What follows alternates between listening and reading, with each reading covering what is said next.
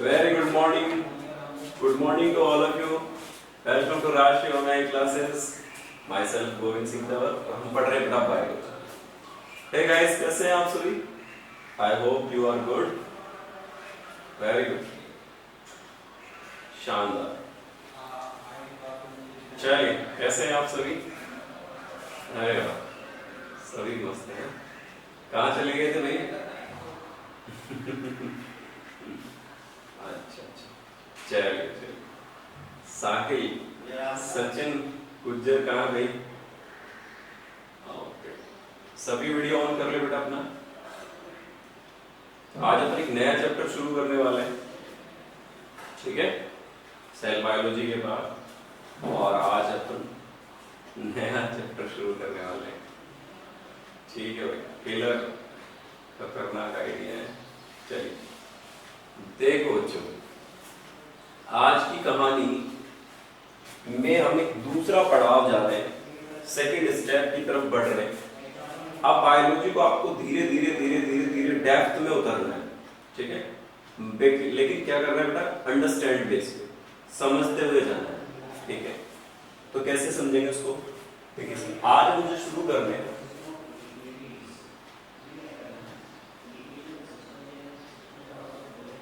आपकी 11th class का सबसे स्ट्रॉन्ग पार्ट, बहुत ही स्ट्रॉन्ग पार्ट है, जो स्ट्रॉन्ग पार्ट है जो बच्चों आपको मेडिकल एग्जामिनेशन में बहुत ज्यादा नंबर दिलाता है. आपको पता है कौन सा पार्ट है वो? मैं बता रहा हूं. उस पार्ट को हम कहते हैं ह्यूमन फिजियोलॉजी. बताओ बच्चों, क्या कह रहे हैं अपन उसको? Human physiology. ठीक है, ओके.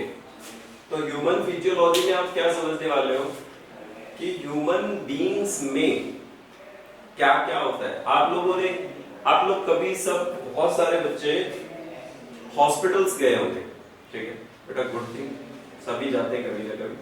हाँ, तो जब आप लोगों ने हॉस्पिटल्स गए होंगे तो आपने बहुत सारे डॉक्टर्स को ऑब्जर्व किया होगा.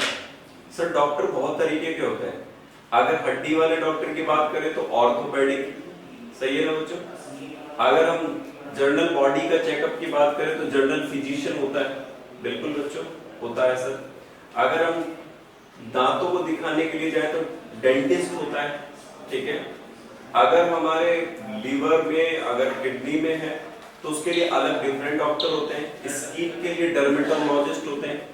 आंखों के लिए ऑप्थेल्मोलॉजिस्ट होते हैं. ठीक है बच्चों, ब्रेन के लिए हमारा न्यूरोलॉजिस्ट होते हैं.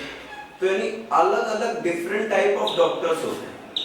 आपने कभी ऑब्जर्व किया है कि जब हम हॉस्पिटल्स जाते हैं तो सबसे ज्यादा हमें हमारी बीमारियों के बारे में ही पता करना होता है.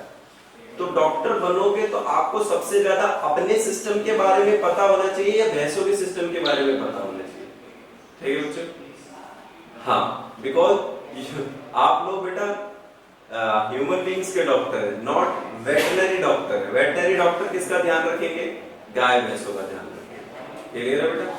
तो आप लोगों को ह्यूमन डॉक्टर्स बनना है, आप लोगों को ह्यूमंस के लिए बनना है. तो सबसे पहले अपन को क्या समझना है उस चीज के लिए कि ह्यूमन फिजियोलॉजी इतना इंटरेस्टिंग और इतना ब्यूटीफुल क्यों है.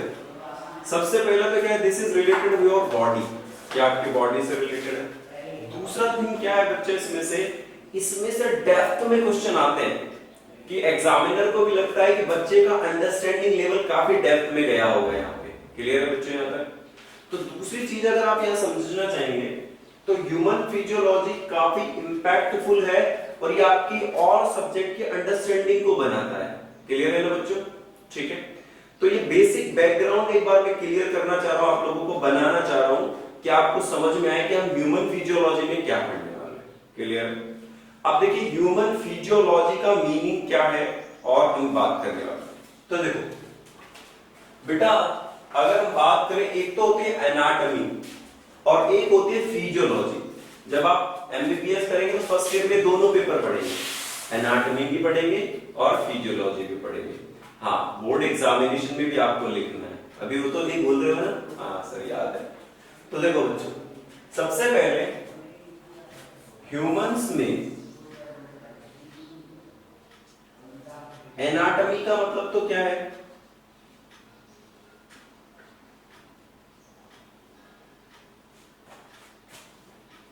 और एक होता है बच्चों फिजियोलॉजी। इतना क्लियर है बच्चों? एक तो एनाटॉमी और एक फिजियोलॉजी। आपको ये याद रखना है, अगर हम स्ट्रक्चर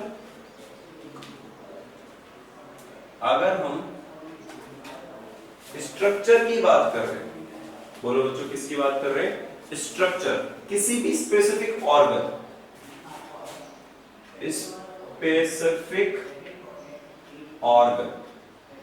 अगर हम किसी भी स्पेसिफिक ऑर्गन के स्ट्रक्चर की बात कर रहे हैं तो वो क्या है?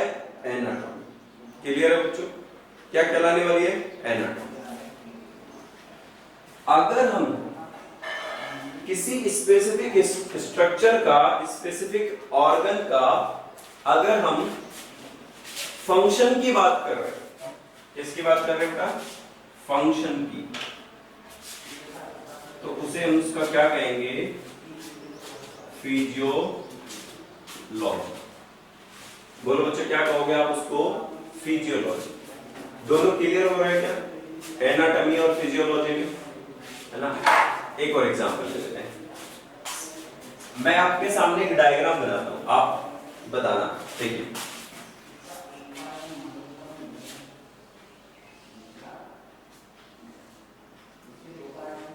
ठीक है,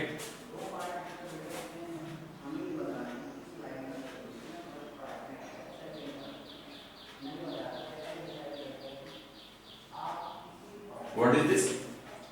I think this is kidney. ठीक है बच्चों, तो यानी आपकी आईज ने देखा और आपको पता चला कि ये किडनी है। क्लियर बच्चों? तो ये किडनी पता चला, तो अभी इससे ये पता चल रहा है कि क्या काम कर रहा है? ऐसा नहीं पता चल रहा ना? अभी हमको एक स्पेसिफिक स्ट्रक्चर दिखाई दे रहा है उसका। तो जब उसका एक स्पेसिफिक स्ट्रक्चर आपको दिखाई दे रहा है तो यू कैन से एनाटॉमी। ये क्या है उसका बेटा? एनाटॉमी। अब मैं इसका फिजियोलॉजी पढ़ना चाहता हूं। इसमें कितने नेफ्रॉन्स हैं, ये कैसे फंक्शन करता है, इसको ब्लड कौन लेके आता है, इसका ब्लड लेके कौन जाता है, ये कितना फिल्टर करता है, कितनी देर में करता है, क्या क्या काम करता है, ये सब किसमें करोगे बच्चा? फिजियोलॉजी में। तो फिजियोलॉजी में। क्लियर बच्चों? अब सुनो, तो एक्चुअली होता क्या है बच्चों, हमारे यहाँ जो ह्यूमन फिजियोलॉजी है उसमें हम सबसे पहले एक सिस्टम के बारे में पढ़ते हैं। बोलो बच्चों किसके बारे में पढ़ते हैं? सिस्टम के बारे में। और फिर उस सिस्टम के अंदर इतना डिटेल में उतर जाएंगे कि हमें ये जानने में पता चलेगा, अरे हमारी विलीज ऐसे काम करती है, वाओ, आज तो हमने कलाकंद खाया था तो वो कहाँ डाइजेस्ट हुआ होगा, ये भी हमें पता चल जाएगा। ठीक है बच्चों, आपको पता होगा, है ना? बर्गर हमारे लिए क्यों हार्मफुल है, ये भी पता चल जाएगा। ठीक है बच्चों? तो यहाँ पे हमें डिफरेंट पार्ट्स का पता चलेगा, तो आपकी और अंडरस्टैंडिंग क्लियर होगी। तो ये पता चला एनाटॉमी हो गया, और ये क्या हुआ बच्चों? फिजियोलॉजी हुआ। तो हमारी जो 11th एनसीईआरटी है उसमें हमें कुछ सिस्टम्स के बारे में पढ़ा है। याद करो, जब मैंने आपको सेल चैप्टर पढ़ाया था तो वहां हमने बात की थी कि many cells compose a tissue, many tissues form a organ, many organs form a system, और system form a organism. I am a organism, I have many system. ठीक है, मैं एक ऑर्गेनिज्म हूं और मेरे पास बहुत सारे सिस्टम है, जैसे nervous system, respiratory system, digestive system, circulatory system, excretory system, reproductive system. Clear है ना बच्चों? तो आई हैव मेनी सिस्टम्स, तो यानी उन सारे सिस्टम्स को मिलाकर के क्या बनाया गया है बच्चों? एक ऑर्गेनिज्म। क्या बनाया गया है बच्चों? ऑर्गेनिज्म। क्लियर है बात इतनी? Yes, I hope will be clear. ठीक है, तो सर अब हम क्या बात करने वाले हैं? आज हम जो बात करने वाले हैं वो बेसिक और सबसे इंटरेस्टिंग आपका जो टॉपिक है उसके ऊपर बात करने वाले हैं। This is called digestion and absorption. Okay, clear है बच्चों? किस चैप्टर की बात करने वाले हैं आज अपन? Digestion and absorption. तो चलिए अपन उसके ऊपर बात करते हैं, शुरू करते हैं यहां से। तो कैसे शुरू करने वाले हैं वो देखिए।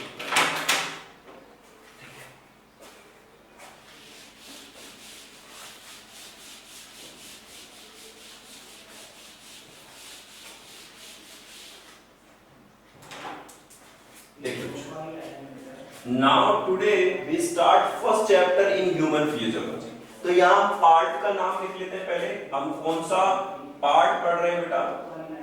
Human physiology.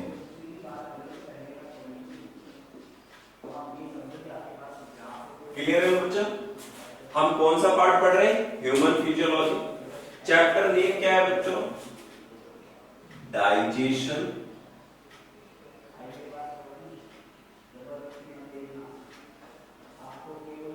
Digestion and absorption. ठीक है बच्चों, चैप्टर का नेम क्या है?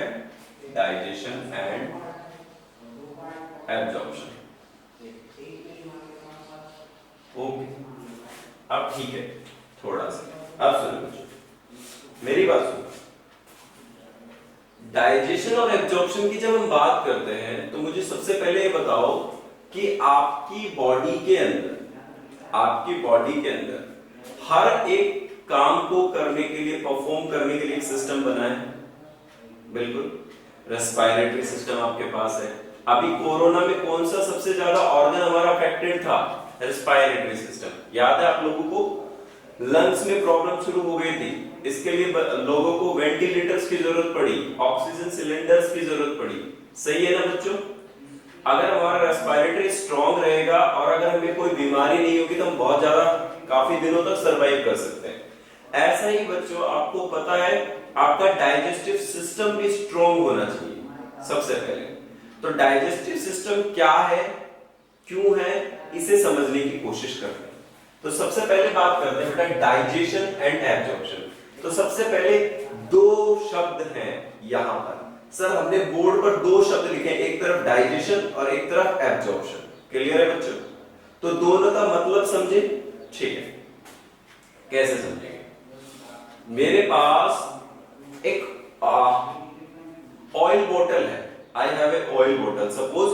ठीक है, मेरे पास एक तेल की बोतल है छोटी सी, जिसमें मान लीजिए आप लोग मस्टर्ड ऑयल है।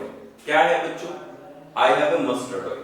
क्लियर है? मैं एक एग्जांपल बता रहा हूं आपको समझने के लिए। इस ऑयल जो ग्लास की शीशी है उसको हमने ऊपर से नीचे डाल दिया, क्या होगा? टूट जाएगी, ब्रेक हो जाएगी। यस सर, ब्रेक हो जाएगी। ब्रेक होने के बाद वो सारा ऑयल कहां होगा? फर्श पर होगा। क्लियर है ना बच्चों? अब हम क्या करेंगे, उस फर्श पर ये वाला एक फोम यूज करेंगे। ठीक है बच्चा? इस फोम को जब हम उस ऑयल के ऊपर रखेंगे और उसको थोड़ा साफ करेंगे तो ये फोम उसको एब्जॉर्ब कर लेगा कि नहीं कर लेगा? ये एब्जॉर्ब कर लेगा ना उसको, ये उसको एब्जॉर्ब कर लेगा। अब हमें डाइजेशन को समझना है और एब्जॉर्प्शन को समझना है। तो उसका मतलब क्या है? देखो, मैं मेरे माउथ में किसी भी चीज को चबा रहा हूं। आपने सुना होगा कि हमें 23-24 टाइम तक एक बाइट को चबाना चाहिए, पर हम तो थोड़े बिजी पर्सन है ना, बहुत सारा बिजनेस चल रहा होता है हमारा, हम कहां चबा पाते हैं। ठीक है, हाँ, एक दो बार में ले लेते हैं पूरा का पूरा। ठीक है, अब सुनो बच्चों, तो जब हमने खाने यहाँ पे पूरा उसको च्युइंगिंग किया, चबाया पूरे खाने को, तो समझ पा रहे आप लोग उसको? तो वो खाना यहां के बाद कहां गया? स्टमक में। ठीक है बच्चा? स्टमक में जाने के बाद इंटेस्टाइन उसको एब्जॉर्ब करती है। इंटेस्टाइन उसको क्या करती है? एब्जॉर्ब। तो देखो, digestion absorption, digestion absorption. Clear हो रहा है ना? आप उसे डाइजेस्ट करेंगे एलिमेंट्री कैनाल में और इंटेस्टाइन उसको क्या करेगी? एब्जॉर्प्शन करेगी। क्लियर है बात यहां तक का? फिर वो एब्जॉर्ब फूड जो होगा, वो एब्जॉर्ब फूड हर एक सेल को जाएगा, हर एक सेल को जाएगा। किसको जाएगा बच्चों?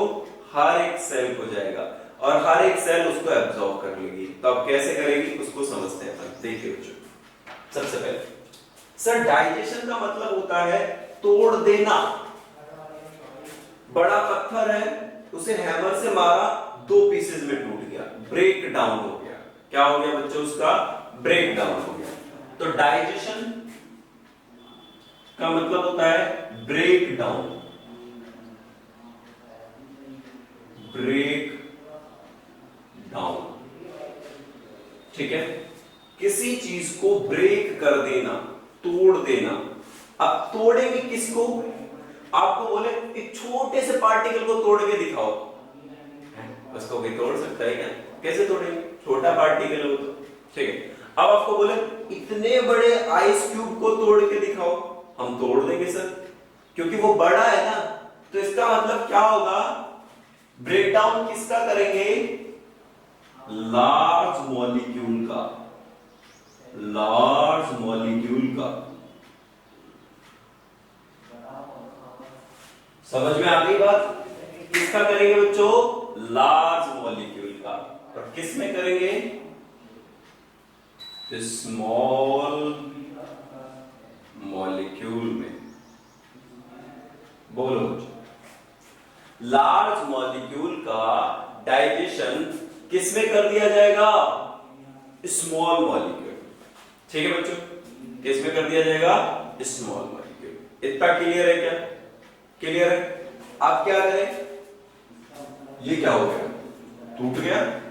कौन टूटा? Large molecule. किस में टूटा? Small molecule. अब क्या करना है?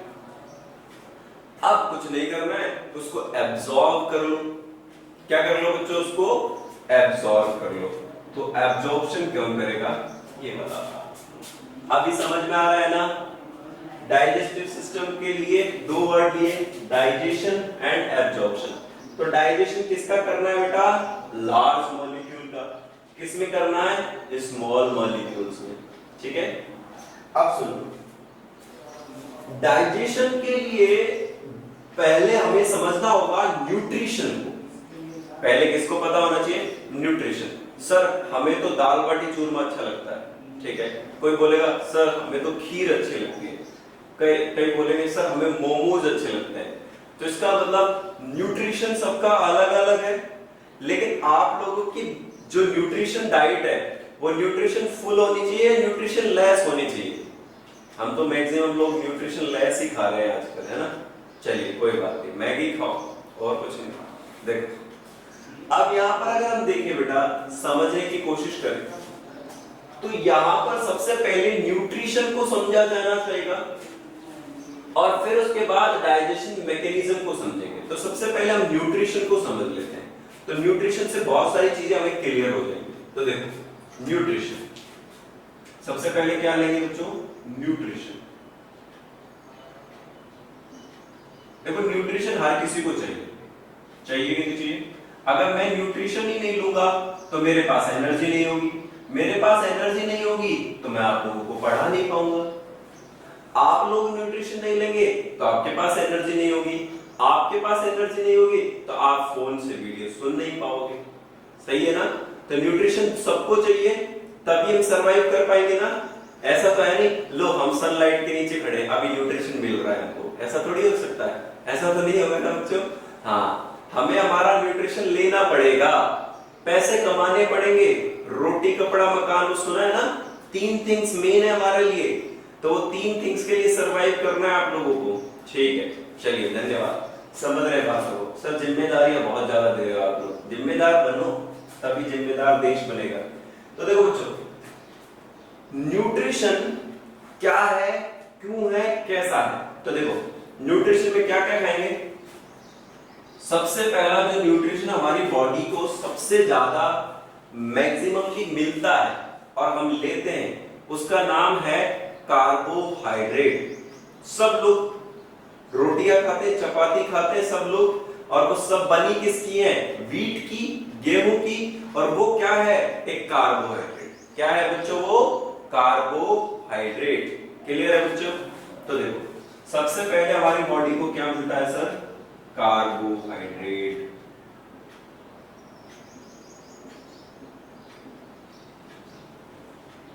कार्बोहाइड्रेट्स, ठीक है। Carbohydrates example wheat. इससे बड़ा क्या दो बेटा? सारे दिन सुबह शाम लगे रहते हैं खाने में, बस यही है लॉकडाउन में, है ना। स्टोरेज करवा लिया सर हमने तो 25-30 बोरियां रखवा ली इस बार, लॉकडाउन लगे चाहे लंबा। तो देखो कार्बोहाइड्रेट में बेटा कौन सा है? व्हीट पहला, सही है ना। दूसरा, तो क्या कार्बोहाइड्रेट से जी सकते हो? ना ना ना। क्या मम्मी रोटी रोटी बना दी, बढ़िया सी सब्जी तो बनाओ। हाँ सब्जी भी बनानी पड़ेगी। तो उसके लिए सब्जी में भी क्या होगा बेटा? प्रोटीन। क्या होगा? प्रोटीन। प्रोटीन। तो प्रोटीन कहां कहां से मिलता है? प्रोटीन लो हिमांशु तुम भी, ठीक है। अभी देखो अब हमें प्रोटीन कहां कहां से मिलेगा? तो प्रोटीन हमें मिल्क से मिलता है, मिल्क से।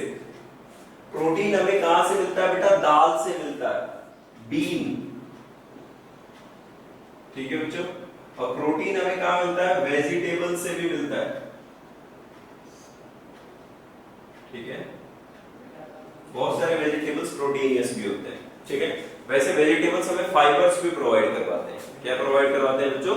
फाइबर्स भी, ठीक है। सर कार्बोहाइड्रेट हो गया, प्रोटीन हो गया। तीसरा लिपिड। ये तो भारतीयों की भाई साहब मैक्सिमम पसंद है, और राजस्थानियों की तो स्पेशल। दाल बाटी चूरमा, और उसमें ज्यादा से ज्यादा घी होना चाहिए, देसी वाला, ठीक है। तो क्या होना चाहिए बेटा? लिपिड। लिपिड का मतलब घी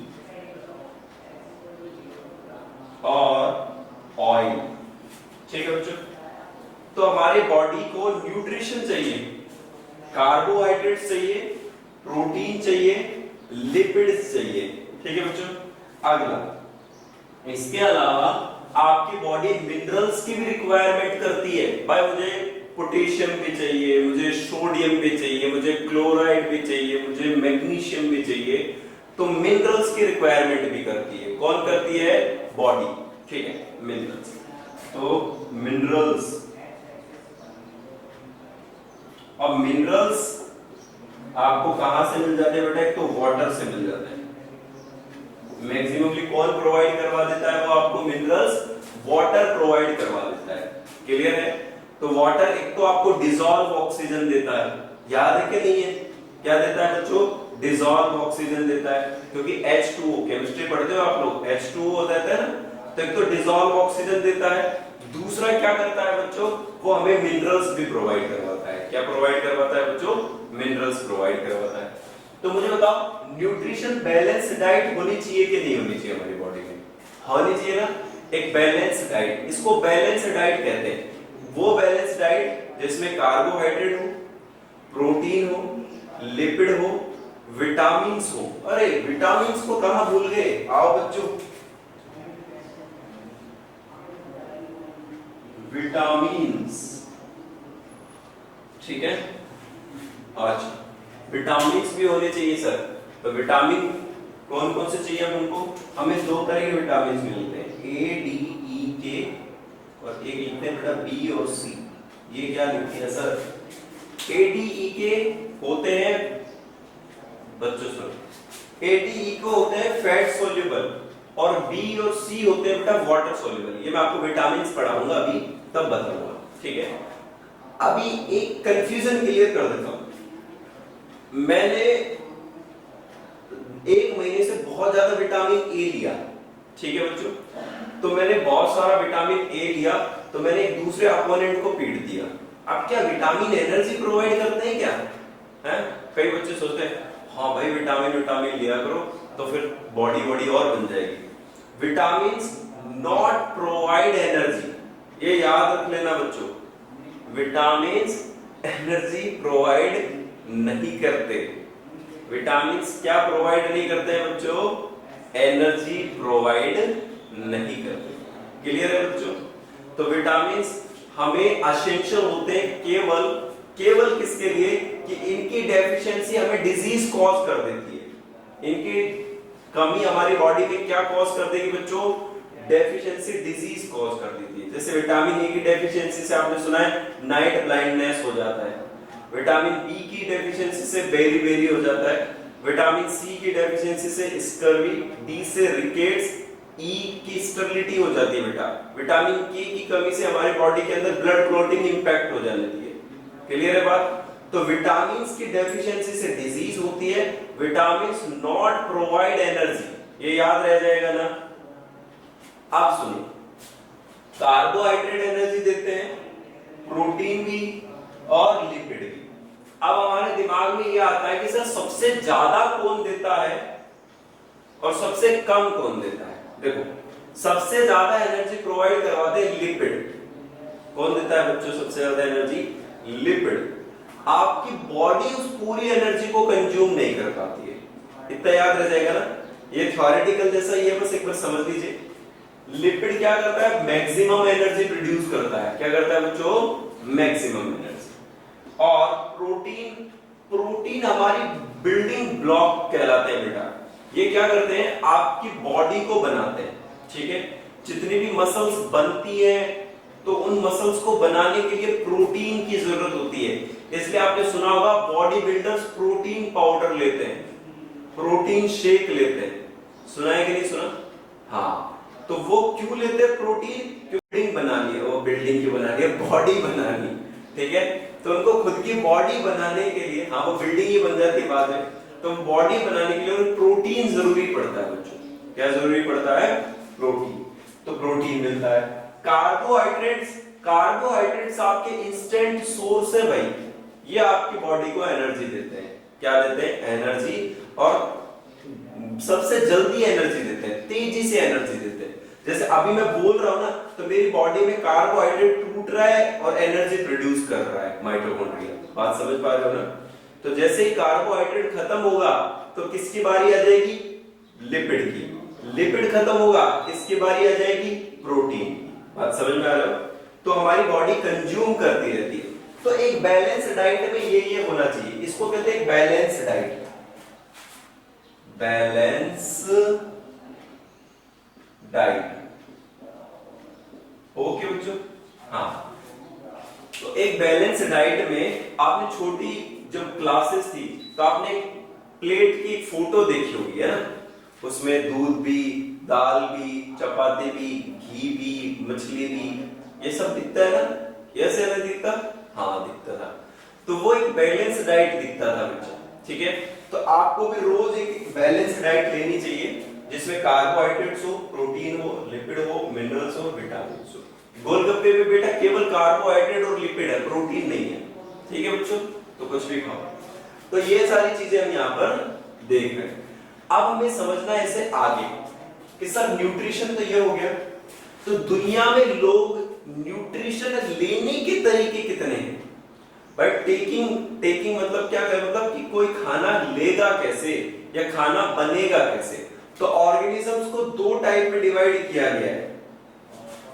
ठीक है, on the basis of making food या बेटा न्यूट्रिशन के लिए। तो आपने सुना होगा एक तो होता है ऑटोट्रॉफिक,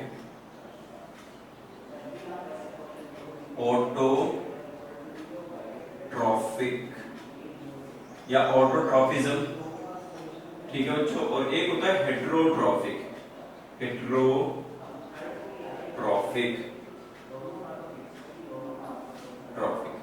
ऑटोट्रॉफिक और हेटेरोट्रॉफिक। अब सुनो, आप लोग और मैं हेटेरोट्रॉफिक है, बिल्कुल सही है। और प्लांट्स कैसे हैं भैया? ऑटोट्रॉफिक है। प्लांट्स ना तो चूल्हा जलाते हैं, ना प्रदूषण फैलाते हैं, और चुपचाप अपना खाना बना लेते हैं।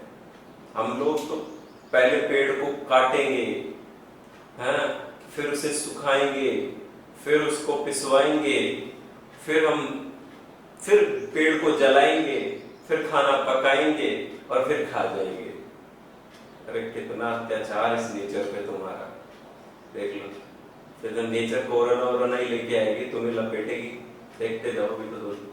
ठीक है, अब देखो बच्चों, यहाँ पे ऑटोट्रॉफिक और हेटेरोट्रॉफिक। देखो नेचर क्या कहती है, बुरी बात नहीं है सर, हम ह्यूमन से हमारी टेंडेंसी वैसी है। नेचर क्या कहती है, आप चीजों को बैलेंस करो। 100 पेड़ काटे हैं तो 110 तो लगाओ, 1 लाख काटे हैं तो 1.5 लाख तो लगाओ।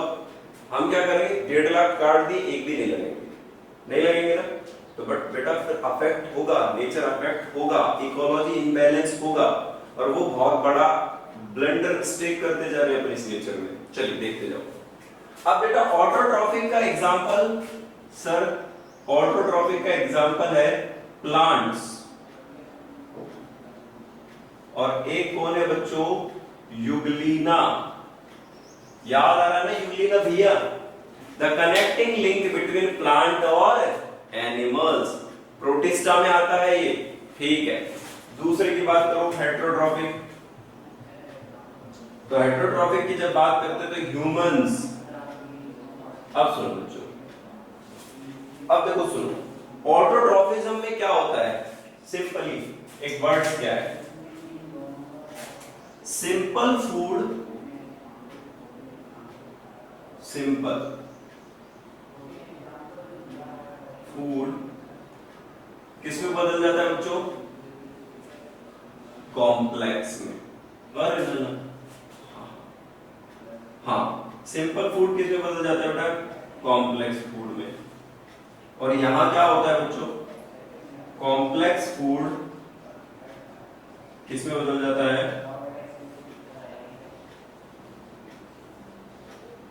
Simple food. देखो दोनों में डिफरेंस है। ऑटोट्रॉफिक में क्या हो रहा था, सिंपल फूड को किसमें बदला जा रहा था, कॉम्प्लेक्स फूड में, और कॉम्प्लेक्स फूड को किसमें बदला जा रहा था बच्चों, सिंपल फूड में। सही बात है कि नहीं है? देखो पेड़ों की जड़ें अर्थ के अंदर है, अर्थ में छोटे छोटे मिनरल्स बहुत सारे हैं, उन मिनरल्स का एब्जॉर्प्शन कौन करती है, रूट्स। उन रूट्स के थ्रू वो मिनरल्स कहां तक पहुंचाए जाते हैं, लीफ तक। लीफ क्या करती है, फोटोसिंथेसिस, और फोटोसिंथेसिस में क्या बनता है, ग्लूकोज। याद आ रहा है photosynthetic equation, 6CO2 12H2O is equal to C6H12O6 plus 6H2O। याद आ रहा है कि नहीं आ रहा बच्चों? तो वहां फोटोसिंथेटिक इक्वेशन में आप लोगों ने देखा कि कार्बन डाइऑक्साइड और वाटर, ये सब मिलकर के जब फोटोसिंथेसिस करते हैं लीफ के थ्रू, तो ग्लूकोज बनता है। क्या बनता है बच्चों, ग्लूकोज। तो मुझे बताओ सही है कि नहीं है, सिंपल फूड से क्या बना, कॉम्प्लेक्स फूड। ये तो किसमें हुआ, ऑटोट्रॉफिक। हमारे अंदर क्या हुआ, यही वाला कॉम्प्लेक्स फूड तो हम खा रहे हैं। भाई आप पोटैटो खा रहे हो, पोटैटो एक प्लांट का प्रोडक्ट है, यस या नो? और पोटैटो में क्या है, स्टोर है, स्टार्च। और स्टार्च किसका टाइप है, कार्बोहाइड्रेट का। क्लियर है? खा रहे कि नहीं खा रहे, खा रहे हैं ना, आलू के पराठे, हाँ बिल्कुल खा रहे हैं। तो देखो हेटेरोट्रॉफिक में क्या होता है, कॉम्प्लेक्स फूड सिंपल फूड में कन्वर्ट हो जाता है। कॉम्प्लेक्स फूड का कन्वर्टेशन किसमें होता है बच्चों, सिंपल फूड में। तो मुझे बताओ, जहां पर ब्रेकिंग प्रोसेस और मेकिंग प्रोसेस, तो हिमांशु क्या हम कह सकते हैं कि प्लांट तो मेकिंग प्रोसेस कर रहे हैं, मेकिंग बना रहे हैं, और ह्यूमंस क्या है, डिजास्टर है, ब्रेकिंग प्रोसेस कर रहे हैं कि नहीं कर रहे, तोड़ रहे हैं। तोड़ किसको रहे हैं, कॉम्प्लेक्स फूड को, और किस में तोड़ रहे हैं, सिंपल फूड में। क्लियर है? ठीक है। अब हम यहां से ऑटोट्रॉफिक को समझ गए, हेटेरोट्रॉफिक को समझ गए। अब क्या है, अब हम समझते हैं इसके साथ में कि डाइजेशन क्या है। और डाइजेशन तो पहले एक डेफिनेशन लिखते हैं डाइजेशन की, ठीक है? एक डेफिनेशन लिखते हैं, इसे हटा देते हैं।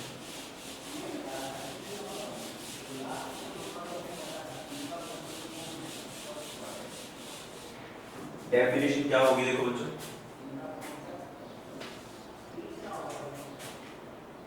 Digestion is a mechanical process या biochemical process, mechanical process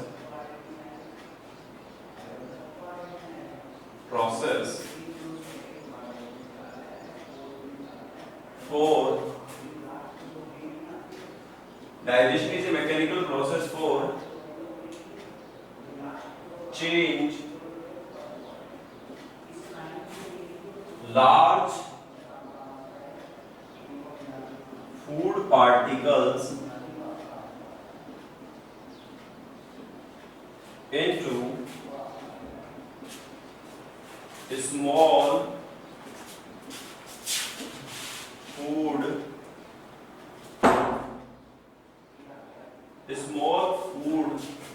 या small absorbable